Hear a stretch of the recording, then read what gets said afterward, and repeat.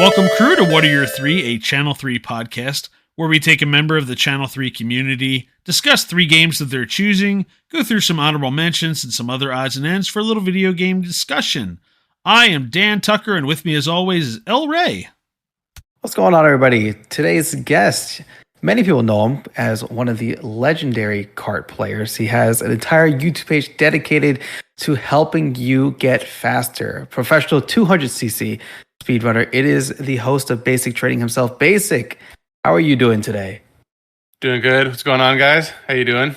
We're good, and we're happy to have you tonight. We're excited to chat with these games here. I should have said this. This is now the second podcast we're going to do that has an entire theme to it.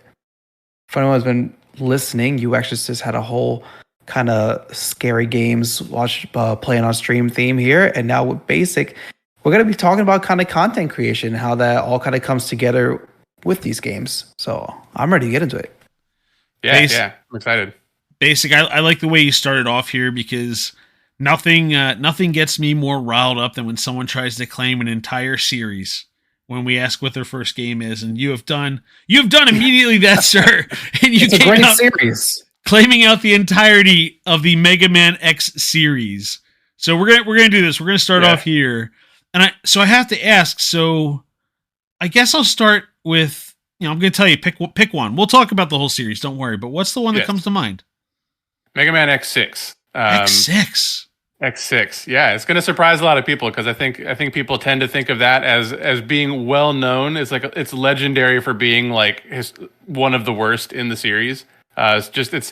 That's a whole other discussion that we don't really need to get into right now, but there is a very specific reason why I chose the whole series, but that game in particular is the one that I'm going to start out with.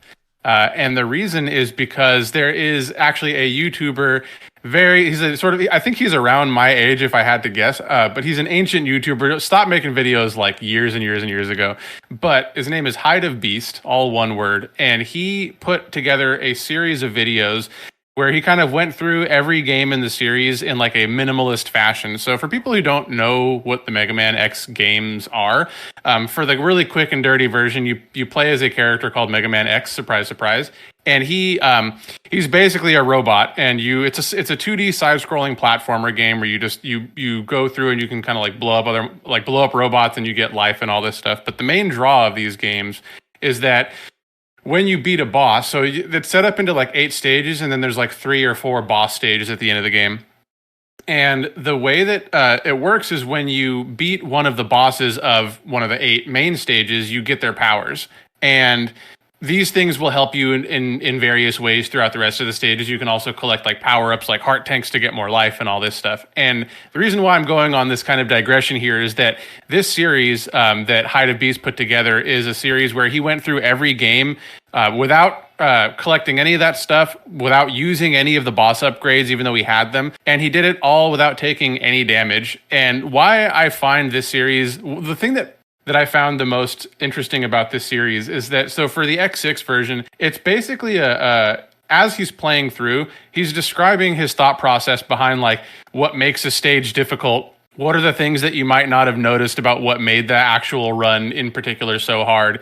And also, just like his commentary, it's very dry and sarcastic. And there's a lot of things that he says in that, like, I only realized later, because I watched the series again maybe like a year and a half ago, and I realized a lot of the things I say are either influenced by him or like just direct quotes that I just had no idea. I just like forgot. So there's one, I think it was, it might have been Cheeseland, where I say something like, this strategy is going to want to make you take something valuable and throw it through something even more valuable. And that was like a direct quote from him that I just totally forgot that I lifted from him. And so there's just and it was X6 in particular that like you could tell, because when he started with X4 actually, and as he got progressively further in the series, you could sort of just hear his soul leaving his body because of how bad X6 was. But it made it just so hilarious, and I realized that my commentary style and the way that I think about describing what makes things difficult or what the pain points are in my own runs is inspired a lot by how he actually did his commentary. So.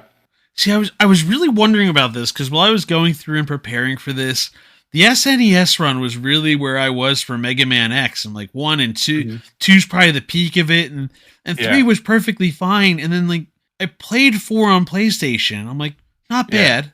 And you have that listed as your favorite in the series, I think, is one of the quests on Channel 3. So I'm like, all right. But then I remember playing, they like fell off the table on PlayStation. So I was trying to figure out where you were going when 6 came into this. I'm like, they just kind of got progressively worse.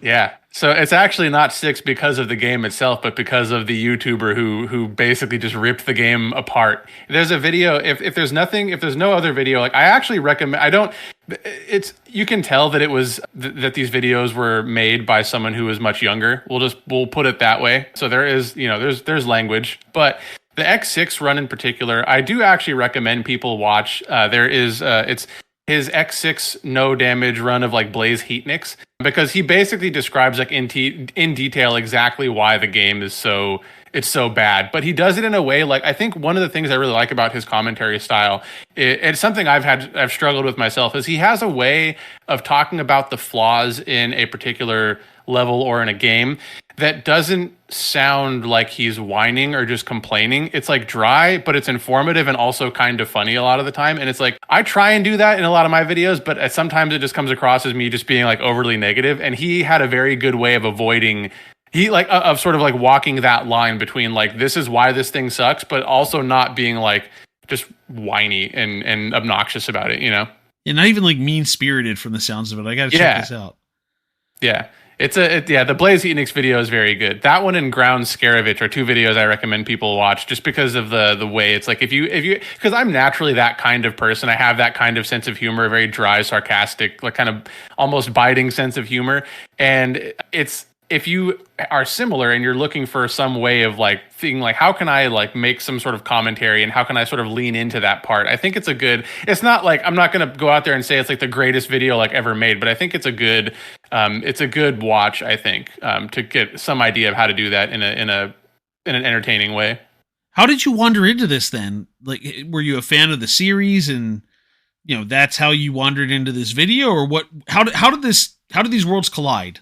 So I first watched the series like a long time ago, and I think the way that I got into it, I found it was actually through another YouTuber called Kevel, who did he called them his perfect run videos, where he did something similar where it was going through the first 3 games without taking any damage and just like, but it was a little bit less minimalist than Hide of Beast runs. But in one of his videos, he cited Hide of Beast as being somebody who went through. The other thing I should have pointed out about Hide of Beast, actually, the series, is that in X6 there are multiple difficulty levels, and he did all this stuff, this damageless run with like it was all like on the hardest difficulty, which the game itself is already very difficult, and putting it on extreme just makes things insane. And it's like just the sheer amount of nonsense the game throws at you to force you to use every available tool at your disposal. It goes beyond anything that's in any other game. And the fact that this dude managed to get around all these without having to take advantage of that is, I think, like what I found kind of the most entertaining about it. But I found that through a different YouTuber who I think I just randomly found one of their videos on YouTube once. It was like recommended to me because I am a fan of the Mega Man X series. And I think I saw it because I watched like Mega Man X speedrunners, I think is how I got into it. And then so I looked for a full speedrun on YouTube. And I think that's how that's the sort of the rabbit hole, the YouTube rabbit hole, how it led me to Hide of Beast. All right, so the second game on the list, we go from Mega Man X all the way to Call of Duty Modern Warfare 2. And of course, we're talking about the original Modern Warfare 2, not the other stuff that came out. So the first thing, this comes up as your favorite gaming achievement trophy. So you want to start there? What's the big achievement here that you love so much? It was the very first game I ever got a platinum trophy in. So that was the achievement. And for those who don't know about how that stuff works, in order to get platinum in Call of Duty Modern Warfare 2, you had to beat the entire game on, I think it was called Veteran, was the hardest difficulty. You had to go through, they had a series of like special op missions, which were they're almost like little puzzles that you were intended to do with somebody else. And you have to go through all of those on Veteran mode as well. So those are 2 things that you have to do to get, there's other stuff in there as well. There's no multiplayer achievements, but I basically went through the entire game on the hardest difficulty and did all the special ops missions, including some that were they were almost blatantly intended to be done with 2 people. There's only 2 in the game that I remember that actually force you to have 2 people, but there's other ones that it's like, this was clearly designed for you to have backup. And the reason why I bring Call of Duty Modern Warfare 2 in here is not because of the achievement itself, but because this is one of the first experiences that I ever had actually teaching somebody else how to play a game. because my roommate at the time, he's the one that got me into Modern Warfare 2 because it was him and his friends played a lot, and so I decided to hop in so I could play with them. And I went through and actually explained to them how to do some of these achievements, because they just didn't even bother with it, because they're like, yeah, this is like clearly just like nonsense. Like no one's supposed to be able to do any of this. And so I was like, you know, you guys know me. Anybody who's in the Mario Kart group who knows me, it's like, well, actually, let me show you exactly how you can do that. And so I sort of walked them through how to handle all that stuff. And I know I'm cheating again. I'm sorry, Dan. I got to do it again, but I'm going to just throw in a quick reference to Call of Duty Modern Warfare 3, because I actually did at one point make YouTube tutorials for the special ops missions in Call of Duty Modern Warfare 3. Those are on a channel that no longer exists. The videos aren't there anymore. They're not very good, and so I took them down. But that was actually my very first time actually making YouTube content for a video game. And I should have mentioned this as well, but we'll move back.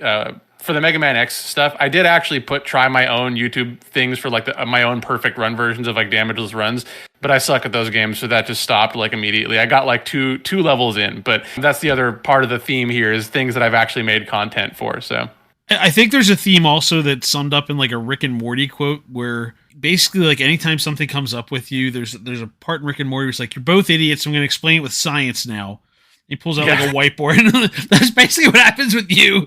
Anytime no, let me explain to you why you're an idiot about this. Not so you're usually trying to help somebody with that, but it's just funny that every time the whiteboard comes out and here comes the data science. Let's do this. Get the supercomputer out. I mean, it's funny because actually when I was, there's one, I forgot all the level names, but in the Modern Warfare one, there was a level in particular where you had to like run through this like deserted airfield, and there's these like really souped up enemies called juggernauts that just, they take like 1,000,000 shots to kill, and they're insanely durable. They do a ton of damage. And I remember kind of explaining, because I got the idea from another YouTube video, and I had to actually go through and explain to him like, here's what happens, and you can actually manipulate the AI in the game to not spawn one of the enemies and all this stuff. So I was explaining and my friend's like, I just want to know how to beat this friggin' level, man. Like, I don't need all the details. And I'm like, no, but you're gonna get them because you want to beat it, and I'm the only way that you're gonna get to it. So you got to listen. Sort of force everyone to listen to me whether they want to or not. So when you're playing the game, is this a game you want to do the solo mode? Is that what you like make the videos on? Were you big with the multiplayer at all? Or was it all about kind of like the strategies and how to like get around the game, how to manipulate the game? Yeah, so it was a bit of both. Like I think I mostly was into the multiplayer for those games. Like, so for Modern Warfare 2 and Modern Warfare 3, I played the hell out of the multiplayer for both of those games. And I loved them to death when they came out.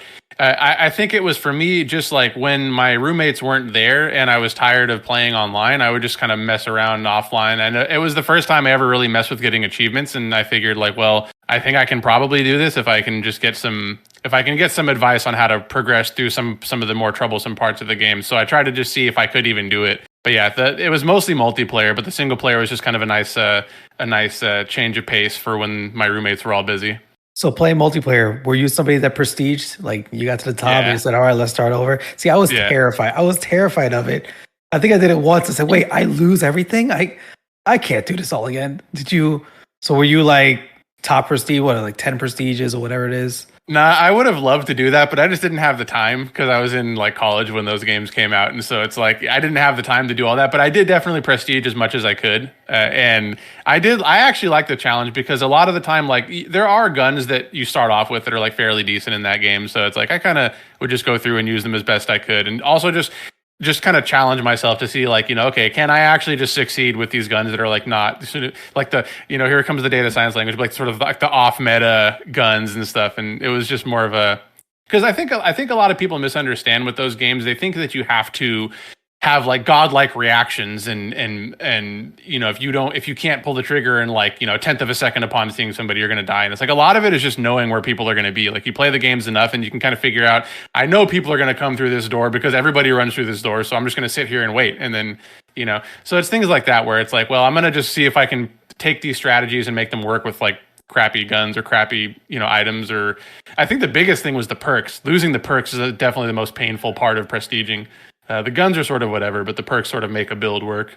Do you still play any FPS games? Do you play any Call of Duties today still, or is your life only Mario Kart and that's all we see ever? No, so I've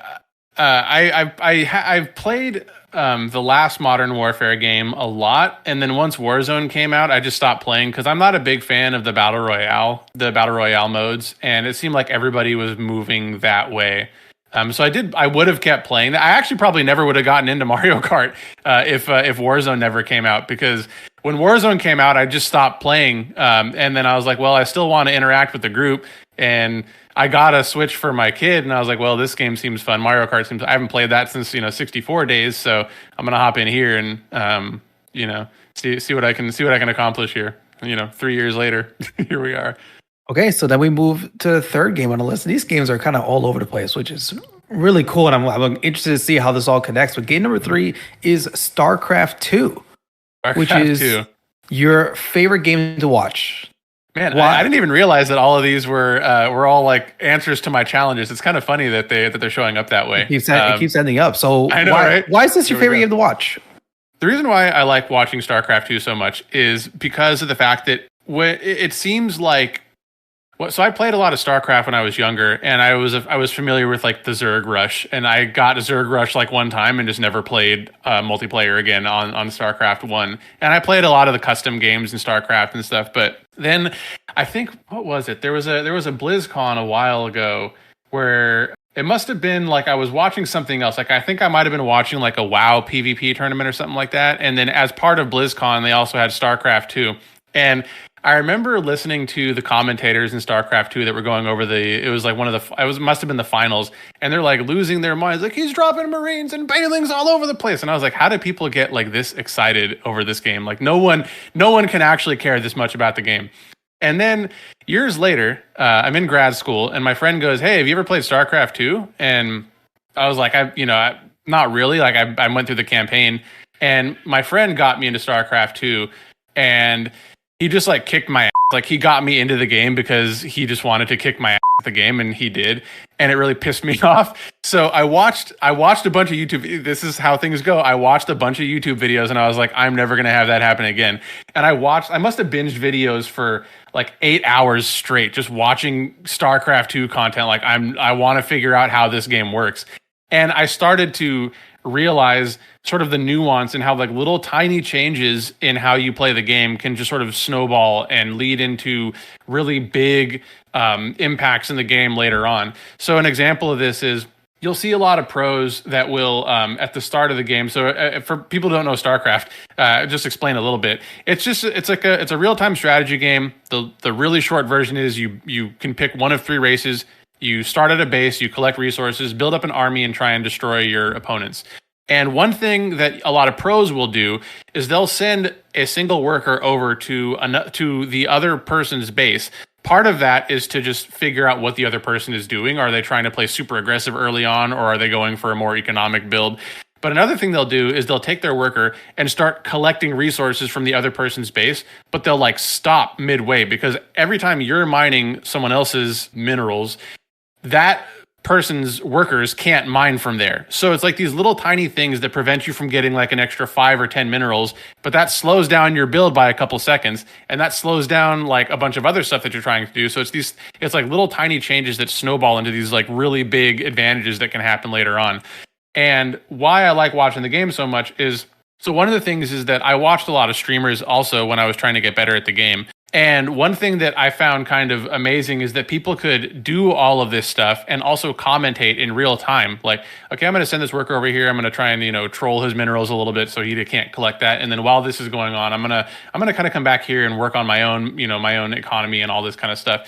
And the way that people can explain all these really like high level, like very like, or not high level, but like these very like deep thought processes in their builds while actually executing these builds is something that I find like really entertaining to watch. Like I really like listening to why people are doing something like as they're doing it. There's a series that I have on YouTube that's designed to kind of do something similar where I'm commentating like my races in real time. And a lot of that was inspired by what I watched in StarCraft, but I think people they underestimate like how difficult it is to actually commentate stuff like that in real time. Because I tried that with StarCraft. So I played a lot of StarCraft. StarCraft, the reason why I put it on as number 3 on my list is I did actually stream StarCraft 2 for a while, and I tried doing commentary while I was doing stuff. And the moment somebody came to my base, my commentary just went to zero. I'm like, oh my God, I'm freaking out. And I just like would totally be like, all right, so I'm going to go like make a bunch of roaches. I'm going to send it, and just die and like immediately have to, shut down. So it's very difficult to do that. And I think the people that are able to do that in real time, like it's very easy to watch a replay after the fact and analyze what's going on and then come up with a script and say, this is all the things that are going wrong here. And this is what you should do. And I'm going to pause here for 10 minutes to explain this army positioning. But when you're like actually explaining what you're trying to do in real time, it's an incredible skill that I still have yet to master. But yeah. So you talk about how the kind of the little changes all kind of build up and become these big changes. Is that how you go about kind of working through your time trials? Is it, I'm going to find this little piece, I'm going to find this little piece, and all of a sudden I'm going to be a second faster? Is that kind of the same thought process? It depends on the track. That's a really interesting way to put that. I would say short answer is yes. That is actually how I approach time trials a lot. And I think that's something that I've noticed in my Mario Kart streams recently is a lot of people have said, so I mentioned that I usually stream, actually, I don't know if we talked, this might have been, we might have to edit this part out. Yeah, that was, no, roll with it. There was pregame. Yeah. Just roll with it anyway. Okay, it was pregame. In the pregame, we talked about how my streams have historically been geared towards like half for producing YouTube content, half towards playing with viewers. And I've changed that recently to actually doing the time trial for basic training on stream. And one comment that I've gotten multiple times is that it's really interesting watching how I actually put a run together, because it's like when, I just said that in Starcraft II, it's really easy to sort of do post commentary on a race and say, here's all the things you need to do. But trying to do it in real time is a huge pain. And I think people, when they watch my videos, they'll see me get a time that's like, 4 seconds off record on some track and be like, that's a good time. Or, I got 6 seconds off record. I could never save that extra 2 without seeing the hours of work that actually goes into it. And the way that I actually do put the videos together is by first getting like a single run together that's usually pretty janky and saying, let's just start here. Here's how I think I would play the track without watching any strategies, without trying to do anything super advanced. And then after I get a single run together, I'll usually watch the world record for a bit and say, okay, like my biggest time save is probably here. Like if I do these 2 things, I can probably save like a second or so. So let me work on just those 2 things. And then once I get those in, it's not like I don't usually micromanage too much. I usually go for the really big time saves first, but I do tend to break things down in pieces and say, okay, like my lap 1 is probably a second and a half slower. I could maybe save another couple tenths here, but this other part of the track is like way more important. So if I can be about equal with my lap 1, I'd rather practice this bit because I'm about to save way more time over here, which is exactly what happened in my LA Laps video or my LA Laps time trial yesterday, where I noticed that like on lap 2, for example, I was like 4 seconds behind world record. My split on lap 2 was 4 seconds off record, which is like really, really bad. And so I'm like, well, I could easily save like an extra 2 seconds here. But in the process of doing that, I happened to get a better lap 1 as well, because I'm like, well, I want to get to lap 2, but I can probably implement some smaller changes on lap 1. So it is like a very piecemeal kind of approach to doing it. But yeah. Join us on the Bucket and Hoosier Show, the podcast that's all about community and competitive Rocket League. If you're new to Rocket League, it's a high-flying, fast-paced game that combines soccer with rocket-powered cars. It's a game that's easy to pick up, but difficult to master. And that's where our guests come in. We're talking about the best of the best in the Rocket League community to learn about their journeys, strategies, and tips for success. Whether you're a seasoned pro or just starting out, we've got something for everyone. So sit back, relax, and join us as we explore the exciting world of competitive Rocket League. Join us live Monday evenings at twitch.tv/Bucket and Hoosier, and follow us on Apple Podcasts, Spotify, and Google Podcasts to catch past episodes. Be sure to hit the follow and notification button so you know when new content has been posted. On to honorable mentions. A couple of games, 3 games, in fact, you have set up as your next up list here. The question I had, though, are we staying on theme here, or are these just games we want to talk about? Okay, we're staying on theme. Okay, so we're gonna start with Destiny, and I'm really intrigued now because this is like a tale of 2 games, and you've got your PvE, you've got your PvP, you've got your RPG, you've got your MMORPG. So tell me, Destiny, how does this fit in with the overall theme we're talking about here in content creation?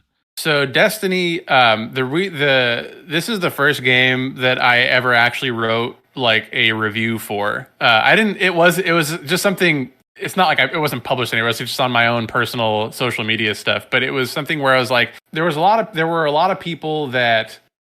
So there's a bit of context required here. So when Destiny first came out, there was the way that the leveling system worked is like you would get. It's kind of similar to how it works now, where there's an actual experience that you can get to level up, but then you also level up via your gear, and you get like light levels. So after your max level, your light will push you even further. And you get better gear to get more light. And the problem was that Destiny's old loot system was just terrible.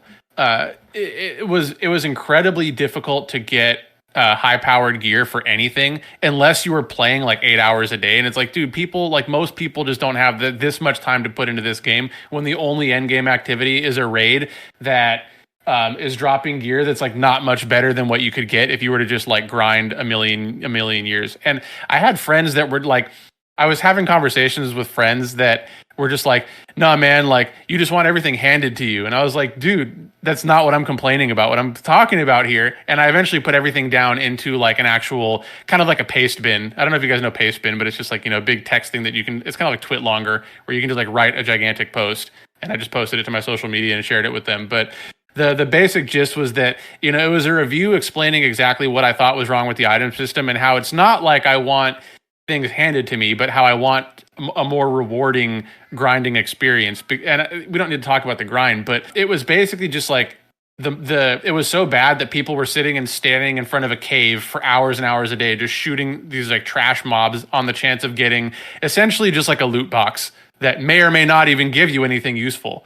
So it was a really terrible system. And so I decided I needed to put my thoughts out there on the internet, and, all both of my friends saw it and still roasted me for it. But I have an actual job. I don't need to do this. I have more productivity from actual work, people. Yeah. And I mean, like, I'm fine with games that require a grind. Like, it's not like I have anything against grinding. I think anyone who knows me in real life knows that I am all about the grind. And I'll spend like, what was it? In my Shy Guy Falls video, I said I spent like 11 hours trying to learn a single shortcut. So it's like, I'm not opposed to grinding out, more experience, but it's like the actual grind itself needs to be rewarding in some way. And I think the original Destiny was just not rewarding at all. Like, as an example, you could go and they had these little like miniature raids called strikes, just little three person group activities you could go into. And they had different levels of strike, but they didn't give you any better gear. So you go in there and you're getting more, like, it's a much more challenging gameplay experience, but you didn't get anything additional for it. It made no sense. So, yeah. So how did you, I'm just trying to follow the trajectory of these games over time. How did you wander into Destiny? Was this just because your friends were playing it? Was it just like the connection to like, oh, this is the people who made Halo, let's see what they've got? Like, how did this happen? No, it's just because it was it was very unique when it came out. Like, I remember that it was the first time I'd ever heard of like a first person shooter, like role playing game where you got like levels and skills and abilities and stuff. And I was a big fan of Call of Duty at this point. Like, at this point I'd already played Call of Duty a ton, and I've always been a fan of role playing games. As we're going to get into with the honorable mentions, I'm a big fan of role-playing games, and this was like combining my two loves, and I'm like, this is a game that seems tailor-made for me. And so it's like, you can imagine, like, when I was expecting like a totally different gameplay experience than we got, and that's why I was like, I've never actually written anything down about a game. I never wrote a review for anything before, but I was like, dude, this game, it should be so much better than it is. And like, by the time that Destiny 1's life cycle was over, I do think it was like one of my favorite games of all time, just with all the changes they made and all the content they had, and they basically like made everything amazing. But yeah, so that I wandered into it basically just because it was the biggest launch of a game like ever. There was like NPR news stories about it, like about this game launching, which I had like never heard before. So then they went and just undid everything you liked by the end to start Destiny 2. Yeah, they definitely read my paste bin. They were like, "Oh, we really gotta take what this guy's saying to heart."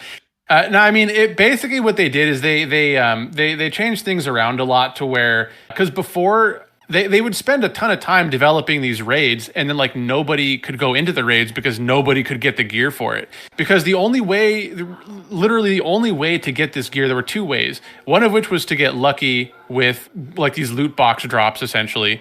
And first of all, like there were different like tiers of gear, like rare, legendary, or it was like I don't know, green, blue, and purple were the upgraded tiers, right? And the purple, you could get like a purple loot box, which is the only thing that had a chance to drop like purple gear. But it like the chance was like 30%, and it was already a very low chance to get the purple loot box in the first place. And so they changed a lot of stuff. Like they changed a lot of stuff like with how the loot worked. They gave you a lot more guaranteed ways to get loot that still required a lot of like time investment, but that you knew you were going to be rewarded for your time. Especially towards the end of the game's life cycle, where they actually they brought back like there were 4 raids in the game at that point, and they like leveled them all up to the max light level. But they like gave a ton of opportunities. They introduced a racing league in Destiny that like dropped high level gear to be able to like do some of these activities. So it's like they just really wanted people to play the game and actually enjoy themselves with the grind. So that's yeah. How much math broke out there with the loot box breakdown? Because you gave us a taste there of the 30% of 30%, but I was just curious how much of that text drop really did include like, listen, there's a 10% chance of even getting this loot box and a 1% chance that inside of that loot box you get anything useful. Like how much of it was just the breakout of that? I'm here for it. This was before my data science days, so there wasn't as much math as you would see now. If it was now, if I wrote that post now, there would definitely have been a lot more stuff that would have put everybody to sleep. But it was definitely like there was a bit of it there where it's like, you know, you get a small. It was all very like vague. You get a small chance of getting the purple loot box. You get you get a small chance of actually getting purple gear from the purple loot box. And then even if you do get that, you know, so that sort of thing.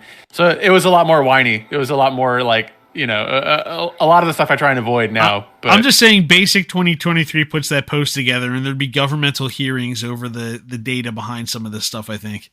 Yeah, no, I definitely would have I definitely, you know, be in front of Congress like this cannot stand. Did you end up going into Destiny 2, or was it just kind of like you called it a day, or?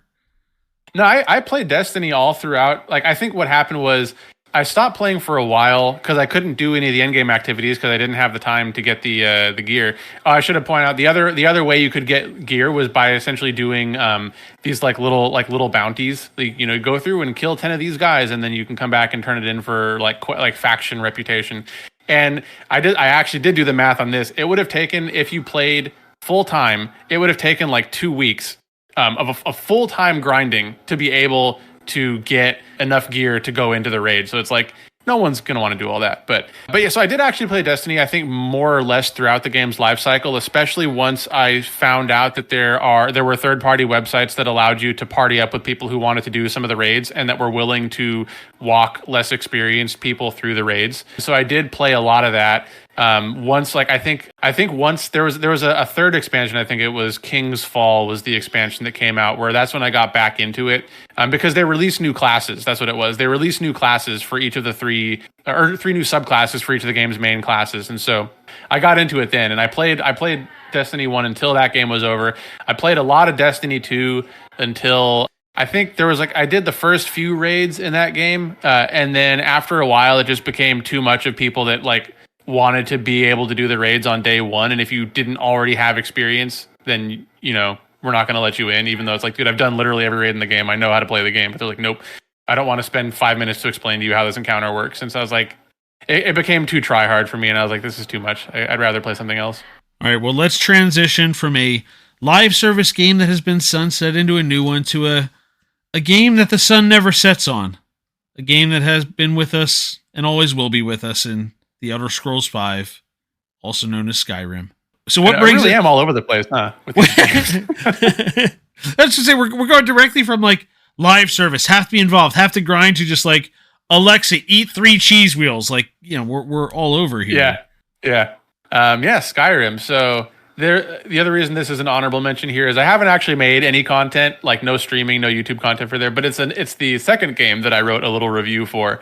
And this one I think I was pretty happy with how that one came out. Again, just sort of my own personal social media stuff, so no one can find it, I don't think. And even if you could, you'd probably just read it and be like, all right, whatever. But it's a game that I played a lot. I put probably 100 hours into it within the first maybe couple weeks of release. I played the hell out of that game because I love all the Elder Scrolls games. At least after Morrowind, that's when I started playing Elder Scrolls. And so Skyrim, I think it was another one of those games, kind of like Destiny, where when it came out, I felt like it should have been like, I know I'm going to get flack for this because Skyrim is like one of the most popular games of all time, but I think the game is like, it's a good game, but it's overrated as an Elder Scrolls game. It takes out a lot of the things that I personally like about Elder Scrolls games. And also there were just a lot of weird random little things. Like I think one example I gave in the post that I wrote was that there were like NPCs that like randomly walking around in the town that had like obviously the same voice actor as like a major character in one of the factions. So you'd be like talking to a character from like the Imperial Legion, and they're with you the entire time, and you're talking to them and doing all their quests, and then you go to some like city, and there's a like a homeless Nord walking around, and he has the same voice actor, and I'm like, this is so jarring. Like this shouldn't. I'm not saying they need to have a separate voice actor for every single NPC in the game. You could have at least taken it up a pitch or something. You could have done that. Yeah, or like just like have like. You're not using the Jarl's voice at the same time for a homeless dude on the corner.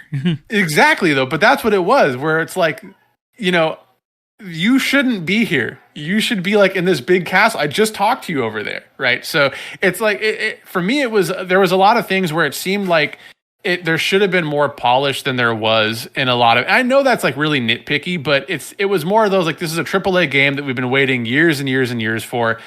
This could have been a little bit better, It's funny looking back at it that way too, because I think if that game came out now, everyone would be right there with you on the front lines of that conversation. But because now we live in an era of like, they spend $1 billion on Grand Theft Auto 5 and untold commas on Grand Theft Auto 6. And like, there's a lot more information about the development cycles of these games and, the amounts of money being put into it. It's kind of curious now what that would look like, as we may or may not ever see Elder Scrolls 6, depending on how Starfield goes in short order, I guess. Yeah. No, I think I know that I'm being a little bit nitpicky with some of that. That's not the only complaint I had about the game. There were other things just like where I felt like the story wasn't like as impactful as Oblivion. Because I think for Oblivion, one thing that I really liked about that game was that in the main quest, you're basically going through to all of these cities, and you have quests that are specifically designed to have you interact with all the people around the world to get them invested in your quest to sort of save the world. And it felt like in Skyrim, like nobody knew what I was doing aside from like the 3 people that I'm talking to, the 3 NPCs that I'm talking to throughout the game. And so it felt a lot smaller in scope, even though the world was much more massive. And I think for me, it's like, again, I'm not trying to be nitpicky or necessarily like knock the game as being like bad. It's still a great game, still very good, but there were just things like that I felt like, I had that series of posts on Channel 3 about Breath of the Wild that you may have seen, and it's a similar thing. Hold on, hang on. Let's do this. I won't get into it now because I value my life and my sanity here, but it's one of those things where when I see everybody talking about something as being like the greatest thing ever, and I'm like, but is it though? Like, is it really the greatest thing ever? And that was the conversation that I was trying to get into with Skyrim, which is like, look, it's a great game, it's fantastic, but like, there are a lot of things that I appreciate about the previous game in the series, that I think should have been implemented here. So it's not that I think something is bad. It's more like, if we're going to have a conversation about this being the best thing ever, we should maybe slow down a bit and like, let's look at this a little bit more critically, It's funny, in the decade and change since then, some of the things that stick out just hearing you say that. I remember, what do they call it? Like the endless quest generator or something like that, that like, the idea was the quests will never end in this game because they've basically got code that would, and it was also like silly stuff of like, run this book from this library to this library. Yeah. And I totally forgot about that. And it wasn't until you said that I remember like, that was some of the stuff where it felt like they were just kind of shoveling content in. Like the main story kept I was engaged in the main story. I kept going with it. Truth be told, I wandered in by way of Fallout because there was you came in one way or the other for a lot of people. It was Fallout 3, Bethesda came in. Oh, well, that's just Elder Scrolls with guns.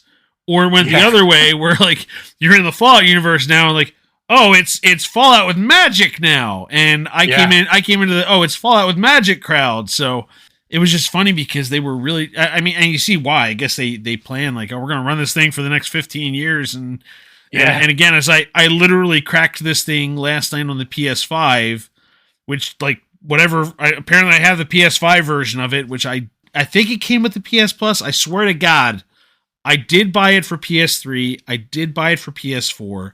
I did not buy it for PS5. Just so we're clear, they just gave it to you. Todd Howard just showed up at your house you need this game. It's like, here, you may as well have it. I have the Alduin statue from the because I got the special edition. Yeah, it's sitting here in front of me as I say that. But anyway, I just say all that to say, they really did kind of blow this thing out just to make not size or scope, size over scope. I don't know what the thing I'm looking for here is. So it's just funny to kind of hear you go about that way. Yeah, it is funny. I totally forgot about that. It's like after you completed a quest line it was like for factions, I think what it was. Like, so once you became the head honcho of like the fighters guild or whatever, then the only they would send you to go run errands, like go beat up this dude. And it's like, I'm running the show here. Shouldn't you be doing that? Like, why do I got to go do all your grunt work, man? All right, last game on the honorable mentions. Kingdom Hearts 2. We talked about the role-playing games here. And, obviously Kingdom Hearts 2 is the greatest Kingdom Hearts game.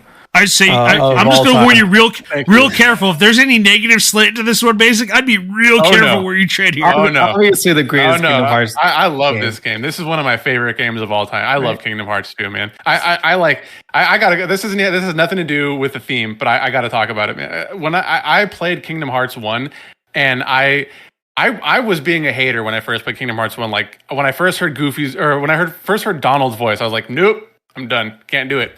And then, I don't know why I actually kept on with it. I think it was because I had rented it from Blockbuster. It shows how old I am, right? Because it was a good game and you didn't have a choice. Yeah, no, I mean, I'd rented it and I was like, well, this seems cool. You get a sword and stuff. And like I said, I love RPGs. And then, so I turned it back on and I was like, well, I have the game for 5 more days or whatever it is. I might as well put some time into it. And I just lost myself in that game. It was one of the best gaming experiences I ever had. It was my first real introduction to anything sort of J-pop, that whole world of music with Utada's Simple and Clean. And I was like, this song is the greatest song I've ever heard. It's amazing. And so I played the heck out of Kingdom Hearts 1. I love that game to death. And then I remember I think we had to wait for quite a bit before Kingdom Hearts 2 came out.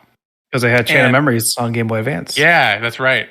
Which I did play at some point. I never had a Game Boy Advance, so I don't know how I played it, but I did play it before Kingdom Hearts 2 came out. Then you played it remastered on a PS2. They added 3D graphics to it. That's how I played it. No, I played the GBA version, but I must have gotten the GBA from one of my friends. You beat up some kid on a bus stop, that's all. Yeah, I was like, I need Kingdom Hearts. Give me more content. But yeah, so we had to wait a long time for Kingdom Hearts 2, and I remember I worked at a GameStop at the time, and when Kingdom Hearts 2 came out, they gave all the stores this big display that had all the characters from Kingdom Hearts 2. I pre-ordered the game. I got the special edition strategy guide that came with it, and I found out that there were 4 versions of that thing, and I was just praying to get the one that had because it was a big art book that came in it, and they had a theme. So there were 4 different strategy guides, one for each of the drive forms that you could get in that game. And I was like, please give me the final form one. And you couldn't really see which one you were getting, but I got the final form version. I was like, yes, I was so excited. My boss at the time knew that I was super into Kingdom Hearts and let me take home the display rather than, because you had to throw the stuff away after we were done with it. And I was like, dude, can I please take this home? And I had it in my room all the way until I graduated. And it was just the game just had such a big impact on my life just because of how much time I put into it. And especially when the final mix version came out that had all the extra boss fights and stuff. And I spent a ton of time on it then too. And yeah, there is zero negative spin to the Kingdom Hearts entry on this honorable mention. I love that game, and I will defend it as being the best one of the series. It's amazing. But the reason why it's in the honorable mentions is mostly because of another YouTuber that I've watched named Bizkit. So it's kind of like Limp Bizkit. I think it was Bizkit047. This is a lot of the Kingdom Hearts creators were big fans of Limp Bizkit. There's actually 2 different creators that have that sort of Limp Bizkit spelling in their name, which is kind of hilarious. But, a Venn diagram I didn't think we were going to be visiting today. No, yeah. So, but this guy had a series of videos on how to beat all of the they're called data fights. So in the final mix version, there are a bunch of boss fights that you get that aren't so. about half of them are souped up versions of bosses that you fight in the main game, and the other half are exclusive to Final Mix. And they are all like bosses that are meant to be taken on at like level 99. They're very challenging even then. And this dude Biscuit had like a 2-hour long video that goes through in detail how to beat every single one of these data fights at level 1. And that video was another one of these sort of like live commentary style videos that sort of explained his thought process in real time and trying to show like, okay, so this is happening and this is what I'm thinking about. And so what this boss is going to do next, because of how their AI works, is this. And you can manipulate them to go. And so it's like one of those things where it's like going into all the weeds on how, like the nuts and bolts of how the game actually works, and explaining it in a way that I thought was really interesting. I don't think it necessarily impacted how I do my own content, but I just think it's a really good, well put together tutorial. And so I wanted to include it on the list for that reason, and also because Kingdom Hearts 2 is just like one of my favorite games ever. So, did you play kind of the data battles in the Final Mix? Did you play critical mode? Did you just like 100% stuff, secret ending, all that kind of stuff? Yeah, I did that once. So I got the 2.5 version on PS3, and that's when I actually first played the Final Mix version of the game. And yeah, I went through on critical mode and did all the. I think I got a platinum in the game as well. It's the second game I've gotten a platinum in, and yeah, I spent a ton of time on trying to figure it out. And I beat them all at level 1. It was not a pleasant experience, but I did it. I can say I did it. I'm happy about it, but it was tough, man. One of the hardest challenges I've ever had to do in any game ever, but it was well worth it. It's funny because obviously the game came out in 2001, and content creation was not like this whole thing back then. But the series kind of leaned into it itself, because they give you the option. They say, here, add this, put this add-on, and we just won't give you experience. Right? Yeah. Like they made a way for you to play it on level 1, and just it became this this whole kind of difficult run challenge thing to do. Yeah, it's one of the first examples I can think of, and my game knowledge is like not that great, so it's probably why I can't think of anything else. But it's one of the first examples I can think of a game that really did lean into the hardcore audience, like, because there were achievements even in the like in the PS3 version, that the 2.5 for Kingdom Hearts 1 and 2, there are achievements around beating the game like fast. So it's like encouraging speed running and encouraging beating the game at low levels and stuff like that. And I thought that was really it was really interesting how, like, I wish more games would do stuff like that, like encouraging you to be sort of as try hard as possible, but more single player games, I should say, because like a lot of multiplayer games have that. Like I think Call of Duty has achievements that are like in multiplayer modes, and I don't like that. I think it's kind of lame to have multiplayer achievements that are dependent on other people cooperating with you. So that group project problem, yeah. Yeah, but the Kingdom Hearts games had some really fun achievements. All right, final question. Do you hold any resentment towards Donald's healing choices? I just sort of assume he's going to be an idiot the entire time, and I rely on myself to get the healing done.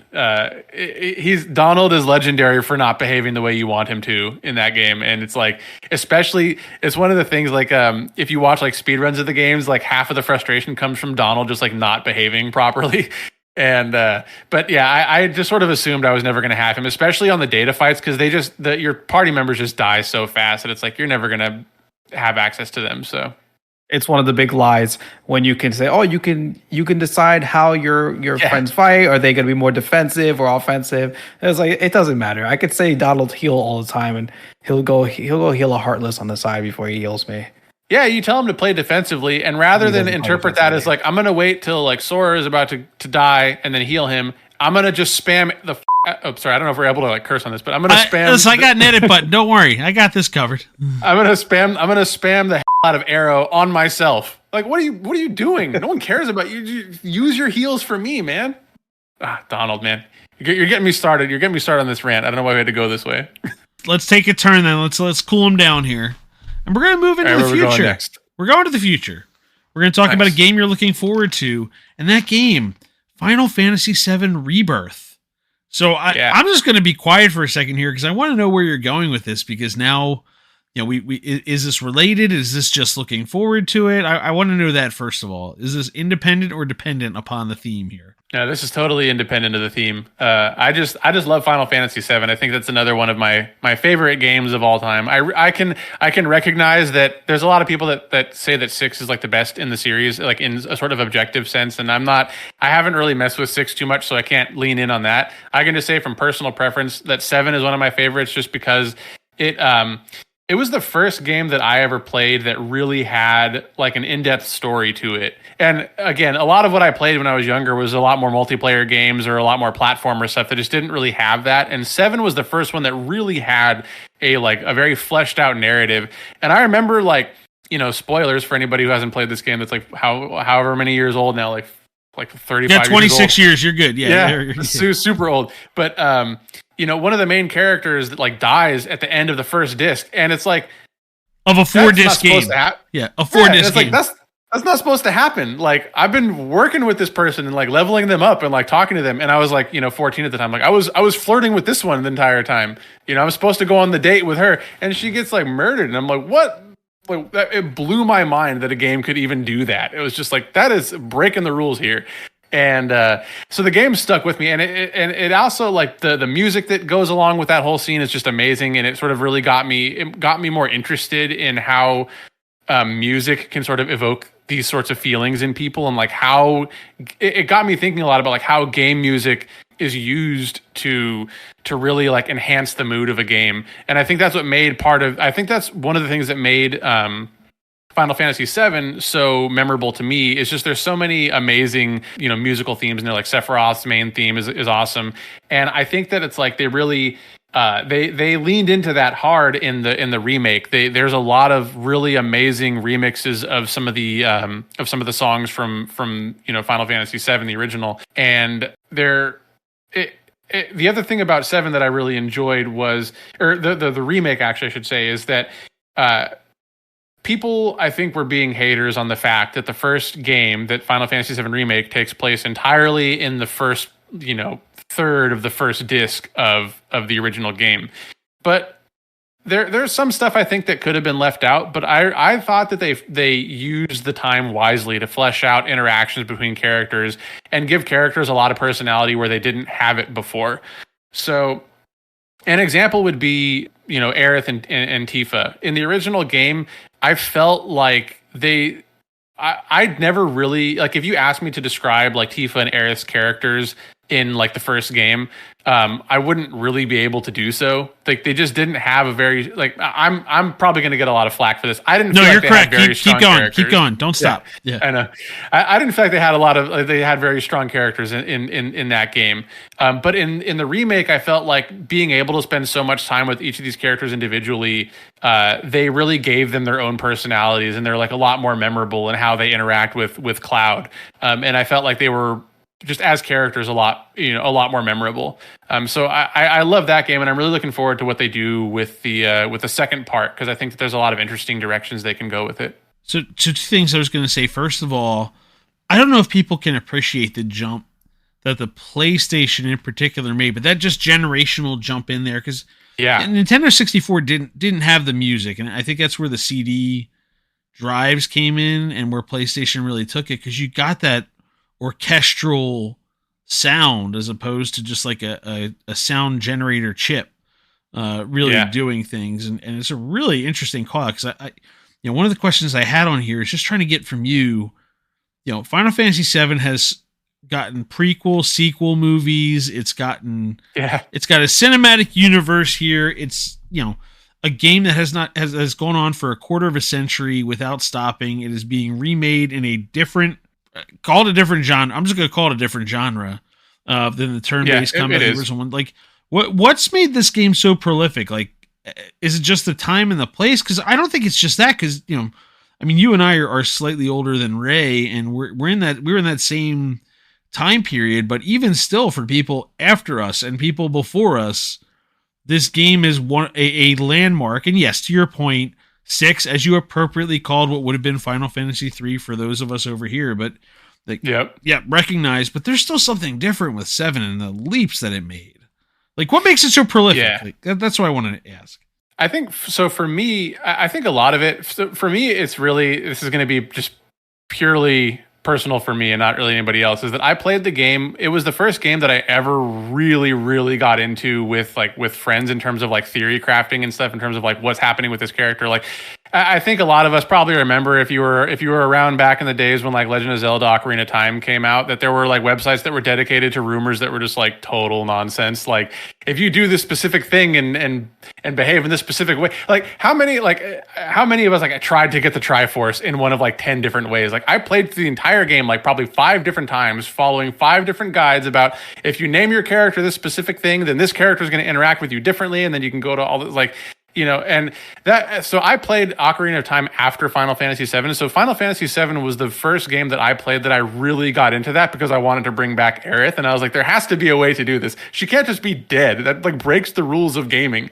And so I think that was one of the things, which is just like the internet wasn't as big of a deal back then. So you didn't have like a million people debunking every myth as soon as it showed up. Right. And so these things were allowed to really spawn a lot of like urban legends of their own. And I think, again, a big part of it for me is just the fact that I played it with my friends and stuff, and like we would go through and we sort of beat it all at the same time. We didn't get too far ahead of each other, so we could all experience the ending of the game together and all that. And it was a really awesome experience. And I think one thing that has sort of kept it around as long as it had is that it is a game where there was a ton of options for customization in terms of like how you could set up your characters and like how you could combine different materia to get different effects. And it left a lot of room for creativity in ways that I think are just they're not found in a lot of the later games. Like a lot of the later games, like, yeah, you can customize your characters and like do like, I mean, 10 has probably the most in-depth customization of like any game in the series, I think. But 7 was like the first time that we were like that I personally encountered a game that had like that much freedom for you to just sort of mess around with creating like custom builds for your characters and stuff. All right, two more things. One, I will never not laugh in Wreck-It Ralph when there's just the Aerith Lives graffiti in the background of that movie. I will never not laugh at that, just so we're clear, because speaking to that culture. And two, I have to ask, because Conspiracy Theory Corner, what do you think you're doing with story deviance? And I'm going to ask this to anybody who wants to talk about this game. What do you think they're doing with the deviance to the story for the first one, or like this like Will-o'-the-Wisps fate stuff that's happening here? So how much time we got here? We're going for another couple hours. Let's do the Reader's Digest version of this so we keep Ray alive. So I think I honestly have no idea. They're making that a thing, right? That's all I'm saying. Like, I need someone to confirm I'm not nuts. Like, they're teasing something more than they're just like, haha, don't try and screw with this. Like, I feel like there's more to it than that. There's a whole like movement in media recently to sort of try and subvert what came before. And I feel like people that are spending a lot of time thinking about what they're going to do are just going to be wrong. So I try not to think about it too much because I feel like they're purposely going out of their way to try and make it as unexpected as possible. But one of the things is that, like, so there are a lot of teasers that have happened in the first game that suggest that both Aerith and Sephiroth know about what is supposed to happen. Like, for example, there's a scene and they know what already happened specifically. They know what already happened, yeah, and they know about the fact that there's this like alternate timeline.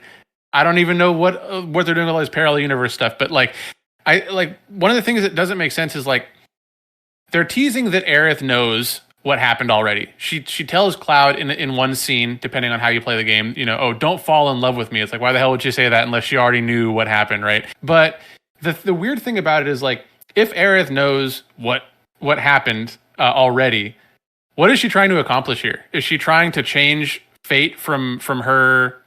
From her dying, from her needing to die, like what Sephiroth's trying to do, like what are they trying to do? And the reason why I'm not going to prejudge it, but it is a little bit grating because of the fact that if she is trying to prevent herself from dying, or if the writers are trying to prevent her from dying, it makes a lot of what made the original game so impactful kind of go away, because there is a specific scene in Final Fantasy VII that says specifically that Aerith has to die in order for the world to be saved. So it's like, if she doesn't die, how does all that stuff play out? because the characters at the end of Remake, they see Meteor coming and they're like, oh my god, is this our future and all this stuff? And it's like, no, because like Aerith saves the day because she sacrificed herself to like save the planet. And is she trying to not do that anymore? Like, so I don't there's read no it way that they're way. doing that. No, see, I don't read it that way. I read it that the writers are writing it that we're reading it that way. Not that the Exactly, characters right? not that the characters in the game are looking to change it. Like you're reading into Aerith reading that line that way. She's like, oh, she means she doesn't want to. No, you're projecting. Like, Exactly, I think they're writing it that like we're projecting, and that's where you come in and be like, they're just screwing with this either way. That's what I'm saying, right? It's like there's no way that they're trying to prevent her from like doing all this stuff, or there's no way that they're trying to like change that particular story beat, because that is a very, very like central story beat to the main one. And I've heard people say that like she didn't actually need to die, but there is a character that confirms in one scene in the original game that it's like, oh well, The sacrifice because she was able to die, yeah, because then her soul is able to go and commune with the planet and actually bring Holy out and do all this stuff. It's like that was a very central plot point. And so there's no way that they're like trying to just be like, oh no, we can just, unless they're bad writers, they might be, but it's like, I don't think so. I don't think that's where they're going. I think it's intentionally writing to screw with us, and like the will-o'-the-wisp intervention in the thing you can try to change. Anyway, all right, I'm done, Ray. I'm sorry, Ray. I'm sorry. You're good, Ray. I'll get the quest, and you get done, Ray. I'm sorry. All right, so we're gonna jump into a quest now. A question from the Channel 3 history books that we have picked for you here to discuss, and we're gonna pick this one. I'm gonna ask you, what's your favorite Teenage Mutant Ninja Turtles game? Ooh, Turtles in Time, hands down. Why? Why that one? It was just it was one of the first games I played in the arcade was Turtles in Time. One of the first Turtle games I played in the arcade, and I remember like playing with like other people showing up and like once again kind of showing them how to beat some of the bosses. Like, oh no, go over this way and do all this stuff. But I played it a lot. Like I think it came out for Super Nintendo, and I played it a lot with my with my friend too. It was one of those games that I played a lot with friends because it's a really cool, like it's a game you can just kind of sit down and mess around with for half an hour and feel like you had a good time with it. And yeah, it's definitely not Ninja Turtle 1. I know I hated that one when that came out. So no, I think you're right. There's a lot of people who will agree, because they're really taking the things they learned from the arcade game and just escalating them and really just perfecting them. So nothing wrong with that answer. Just I was just curious how that one popped in there, because we're in the middle of a turtle hype phase right now. We got the expansion for Shredder's Revenge, the movie, which by the way, sorry Ray, very enjoyable movie. There has to be a movie reference. Brief movie corner. Best Ninja Turtles movie there was. So anyway, all right, I'm done, Ray. I'm done. I have to give one honorable mention to Shredder's Revenge, because I did play that with my kids and we beat it and they had a really good time with it. So it's my second favorite one because it's one that I get to experience with my kids. But I think the Turtles in Time was sort of my nostalgia bait for the Ninja Turtle games. And the last question we ask everyone on the podcast: what's been your favorite feature on Channel 3? Can I give two? I'll be quick. Can I give two of them? Sure. Dan might get angry, but I always say yes. No, it's only the games. I make them pick a game. That's it, Ray. Okay. I did manage to get. I got the Mega Man series down boiled just to X6. So I think I've earned two features on Channel 3. We'll allow it. Monitor. Watch yourself though. Watch yourself there, litigator. So I think from the perspective of somebody who just is on the site, just kind of messing around, I really like the target feature where you go in there and they put a map up there and you got to try and figure out where on the map it is. I don't know why I suck so hard at the Mario Kart ones though. I can't get anywhere near the Mario Kart. I was going to say, I don't think you like Target. I think you hate Target. No, it's like I wake up every morning like I'm going to get it this time. I'm going to like get somewhere close, and I've gotten close like twice, but it's like, how am I so bad at this?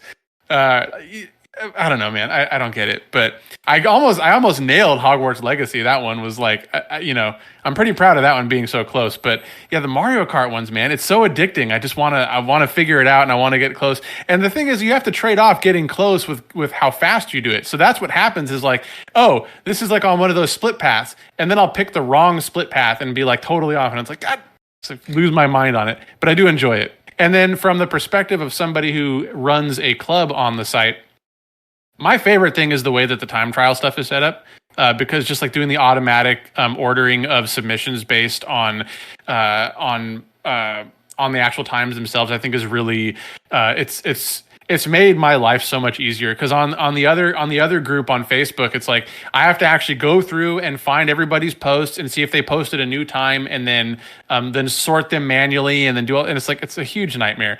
And so on Channel 3, you can just go there, you create your own event, everybody submits their time with a picture, and the leaderboard is populated automatically. And the only thing I have to do is just make sure that the times match what's on the pictures.